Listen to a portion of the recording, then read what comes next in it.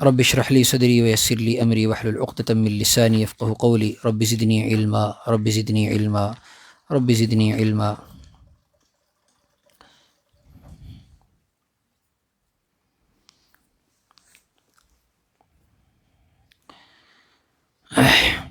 سورہ اعراف میں آپ یہ مضمون سن رہے تھے، وہ چند باتیں جو اللہ تعالیٰ نے آدم علیہ السلام کی نسل کو مخاطب کر کے کہیں۔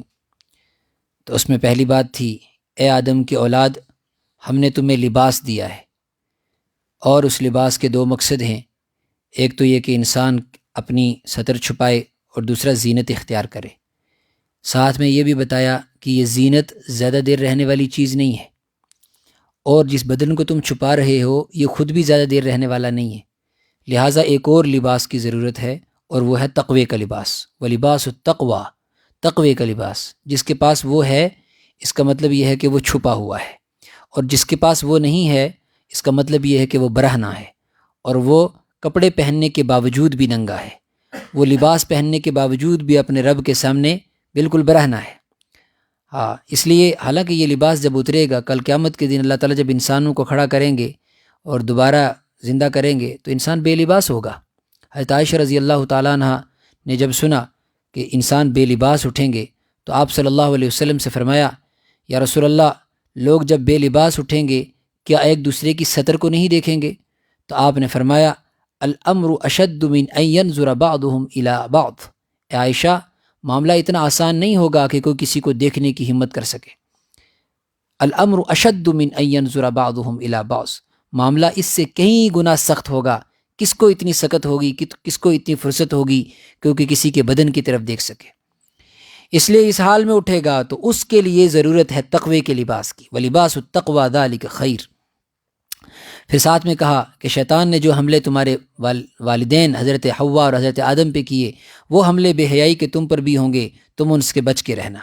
اس کے بعد کہا کہ اپنے رب کے سامنے جب جاؤ تو زینت اختیار کر کے جاؤ، اچھے ڈھنگ میں، اچھے حلیے میں، اس میں جاؤ تاکہ اپنے رب کے سامنے تمہیں جس عبادت میں تم لگے ہوئے ہو اس کی اہمیت کا بھی احساس ہو۔ وَكُلُوا وَاشْرَبُوا، کھاؤ اور پیو، لیکن فضول خرچی مت کرو۔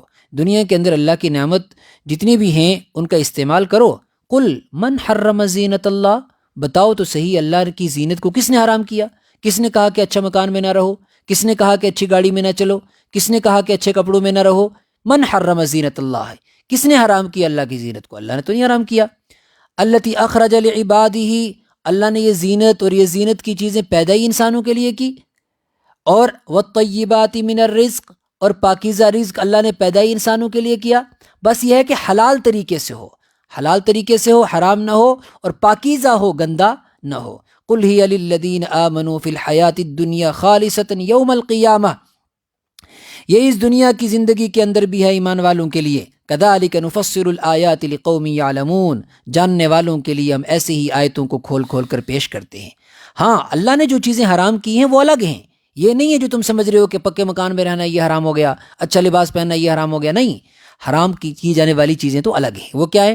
قل، کہہ دو، انما حرم ربی، میرے رب نے تو حرام کیا ہے، الفواحش، بے حیائیوں کو، فحش باتوں کو، بے حیائیوں کو، ما ظہر منہا وما بطن، کچھ چھپی ہوئی بے حیائیاں اور کچھ ظاہر بے حیائیاں۔ چھپی ہوئی ہیں جلوتوں میں ہے انسان، یا خلوتوں میں ہے، تنہائیوں میں ہے، یا مجمع میں ہے، جہاں کہیں بھی ہے، ایسا کوئی کام نہ کرے کہ اپنے رب کے سامنے کھڑے ہونے کے لیے منہ دکھانے کے لائق نہ رہے، یہ حرام کیا اللہ نے۔